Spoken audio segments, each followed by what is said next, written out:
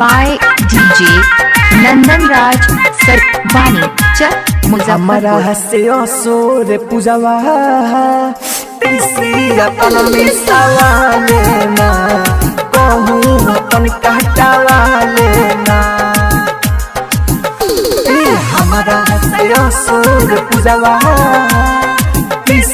अपन मिसावा लेना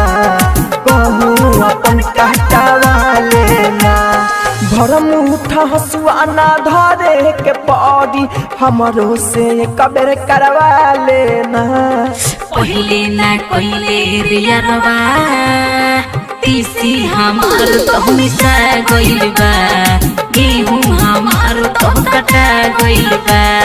बनी ना जतरा घरे बाटे भतरा चोख बाटे हसुआ पिटा गइल बा हमारा से असोर पूजवा तीसी अपन मिसावा लेना कहूँ अपन कहटावा लेना। Mix by happy digital recording studio Chanpatia. Mix by DJ Nandan Raj Sarwani Muzaffarpur. गलती बाए हुआ जैसे गेहूं में कमावा हो जाई त सबरे अरे बरे गलती बाए हुआ जैसे गेहूं में कमावा हो जाई त सबरे अब की के सीजन में नो बहती सीजन नहीं हो पाई अब लब रे हमारा से असोर पूजवा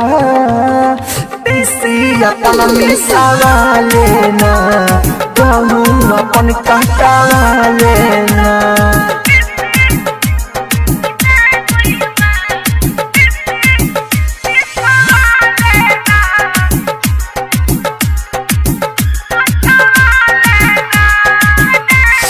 राइटर छबिला राहुल राजधानी उज्जवल के बड़ुए तो सांसरे उज्जवल के बड़ुए तो राइटर छबिला राहुल राजधानी उज्जवल के बड़ुए तो सांसरे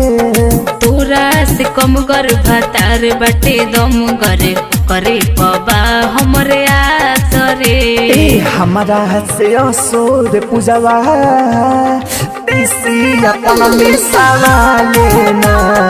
कहूँ अपन कहटावा लेना। पहले ना कोइले रियरवा तीसी हमार तो मिसा गइल बा गेहूं हमार तो कटा गइल बा बनी ना जतरा घरे बाटे भतरा चोख बाटे हसुआ पिटा गइल बा हमारा से असोर पूजवा तीसी अपन मिसावा लेना कहूँ अपन कहटावा लेना। By DJ Nandan Raj Sarwani Muzaffarpur.